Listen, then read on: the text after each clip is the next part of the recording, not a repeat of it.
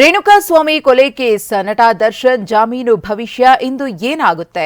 ದರ್ಶನ್ ವಿರುದ್ಧದ ತನಿಖೆಯಲ್ಲಿ ಲೋಪದೋಷಗಳು ಇದೆಯಾ? ಆ 3 ಅಂಶಗಳ ಆಧಾರದಲ್ಲಿ ದರ್ಶನ್ ಪರ ವಕೀಲರು ಮುಂದಿಟ್ಟ ವಾದವೇನು? ಈ ಎಲ್ಲಾ ಸುದ್ದಿಗಳನ್ನ ನೋಡೋಣ. ದರ್ಶನ್ ಬೇಲ್ ಭವಿಷ್ಯ ನ್ಯೂಸ್ ಟಾಪ್ 9ನಲ್ಲಿ. ರೇಣುಕಾಸ್ವಾಮಿ ಕೊಲೆ ಕೇಸ್ ಆರೋಪಿ ನಟ ದರ್ಶನ್ ತೂಗುದೀಪ್ಗೆ ಕೋರ್ಟ್ನಿಂದ ಮತ್ತೆ ನಿರಾಸೆಯಾಗಿದೆ. ಜಾಮೀನು ಅರ್ಜಿ ವಿಚಾರಣೆಯನ್ನ ಮುಂದೂಡಲಾಗಿದ್ದು, ಆ ಬಳಿಕ ತೀರ್ಪು ಪ್ರಕಟವಾಗಲಿದೆ. ಕೊಲೆ ಕೇಸ್ ಸಂಬಂಧಿಸಿದಂತೆ ನಟ ದರ್ಶನ್ ಪರ ವಕೀಲರು 57ನೇ ಹೆಚ್ಚುವರಿ ಸಿಟಿ ಸಿವಿಲ್ ಮತ್ತು ಸತ್ರ ನ್ಯಾಯಾಲಯಕ್ಕೆ ಜಾಮೀನು ಅರ್ಜಿ ಸಲ್ಲಿಸಿದ್ರು. ನ್ಯಾಯಾಧೀಶರಾದ ಜೈಶಂಕರ್ ಅವರು ನಿನ್ನೆ ವಿಚಾರಣೆ ನಡೆಸಿದ್ರು. ನಟನ ಪರ ವಕೀಲರು ವಾದ ಮಂಡನೆ ಮಾಡಿದ್ರು. ಆ ಬಳಿಕ ನ್ಯಾಯಾಲಯ ವಿಚಾರಣೆಯನ್ನ ಇಂದಿಗೆ ಮುಂದೂಡಿದೆ.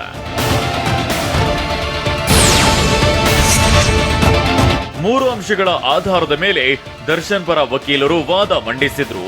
ತನಿಖೆಯಲ್ಲಿನ ಲೋಪದೋಷಗಳನ್ನ ಎತ್ತಿ ತೋರಿಸುವ ಪ್ರಯತ್ನ ಮಾಡಿದ್ರು. ದರ್ಶನ್ ಪರ ವಾದ ಮಂಡನೆ ವೇಳೆ ಹಿರಿಯ ವಕೀಲ ಸಿ.ವಿ. ನಾಗೇಶ್ ಅವರು ಎಫ್ಐಆರ್ ದಾಖಲಾದಾಗಿನಿಂದ ಮಾಧ್ಯಮಗಳಲ್ಲಿ ಟ್ರಯಲ್ ನಡೆದಿದೆ. ದರ್ಶನ್ ರನ್ನ ದೋಷಿಯನ್ನಾಗಿ ತೋರಿಸಲಾಗಿದೆ. ತನಿಖಾಧಿಕಾರಿ ಅತ್ಯುತ್ತಮ ತನಿಖೆ ನಡೆಸಿದ್ದಾರೆಂದು ಎಸ್ಪಿಪಿ ಕೋರ್ಟ್ಗೆ ಹೇಳಿದ್ದಾರೆ. ಆದ್ರೆ ನನ್ನ ಪ್ರಕಾರ ಇದೊಂದು ಕೆಟ್ಟ ತನಿಖೆ ಅಂತ ವಾದ ಮಂಡಿಸಿದ್ರು. ತನಿಖೆ ಹೇಗೆ ಲೋಪ ಎಂಬುದರ ಬಗ್ಗೆ ಸುಪ್ರೀಂ ಕೋರ್ಟ್ ತೀರ್ಪುಗಳಿವೆ ಅಂತ ಹೇಳಿದ್ರು.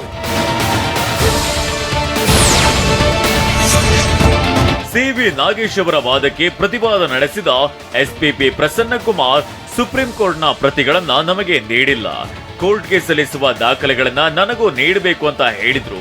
ಈ ವೇಳೆ ಎಸ್ಪಿಪಿಗೆ ಉತ್ತರಿಸಿದ ದರ್ಶನ್ ಪರ ವಕೀಲರಾದ ಸಿ.ವಿ. ನಾಗೇಶ್, ಇದು ಸುಪ್ರೀಂ ಕೋರ್ಟ್ನಲ್ಲಿ ವರದಿಯಾಗಿರುವ ತೀರ್ಪು, ನಾವು ಕಷ್ಟಪಟ್ಟು ಸಂಗ್ರಹಿಸಿರೋದ್ರಿಂದ ನಿಮಗೆ ನೀಡಬೇಕಿಲ್ಲ, ಆದ್ರೂ ಕೊಡ್ತೇವೆ ಅಂತ ಹೇಳಿದ್ದಾರೆ.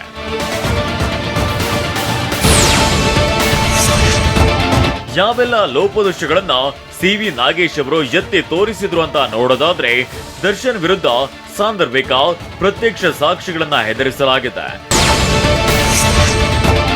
ರಿಕವರಿ ತಡ ಮಾಡಿದ್ದೇಕೆಂಬ ಬಗ್ಗೆ ತನಿಖಾಧಿಕಾರಿಯ ವಿವರಣೆ ಇಲ್ಲ. ದರ್ಶನ್ ಶೂ ಅನ್ನ ಜೂನ್ 14ರಂದು ರಿಕವರಿ ಮಾಡಿದ್ದಾರೆ.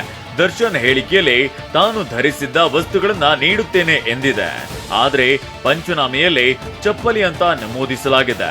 ಕೊನೆಗೆ ರಿಕವರಿ ಮಾಡಿದ್ದು ಶೂ. ಹಿಂದೆಲ್ಲ ರಸ್ತೆ ಬದಿಯಲ್ಲಿ ಮ್ಯಾಜಿಕ್ ಮಾಡ್ತಿದ್ರು, ಚೊಂಬಿನಲ್ಲಿ ಚೆಂಡು ಇಟ್ಟರೆ ಮೊಲವಾಗಿ ಬಿಡುತ್ತಿತ್ತು.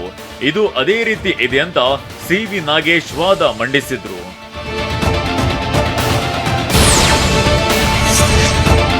ಸಾಂದರ್ಭಿಕ ಮತ್ತು ಪ್ರತ್ಯಕ್ಷ ಸಾಕ್ಷಿಗಳನ್ನ ಜೂನ್ 12ರಂದು ದರ್ಶನ್ ಹೇಳಿಕೆ ಆಧಾರದಲ್ಲಿ ವಶಕ್ಕೆ ಎಂದಿದ್ದೇಕೆ? ಇದು ಸಾಕ್ಷ್ಯ ತಿರುಚುವಿಕೆ ಅಲ್ಲವೇ ಅಂತ ಪ್ರಶ್ನಿಸಿದ ದರ್ಶನ್ ಪರ ವಕೀಲರಾದ ಸಿ.ವಿ. ನಾಗೇಶ್, ಜೂನ್ 9ರಂದು ಬಂದ ಪೊಲೀಸರು ಜೂನ್ 12ರವರೆಗೆ ಏನು ಮಾಡ್ತಿದ್ರು ಅಂತ ಪ್ರಶ್ನಿಸಿದ್ರು. ಸುದೀರ್ಘ ವಾದ ಪ್ರತಿವಾದ ಆಲಿಸಿದ ಜಡ್ಜ್ ಇಂದು ಮಧ್ಯಾಹ್ನ 12:30ಕ್ಕೆ ಜಾಮೀನು ಅರ್ಜಿ ವಿಚಾರಣೆ ಮುಂದೂಡಿ ಆದೇಶಿಸಿದ್ರು.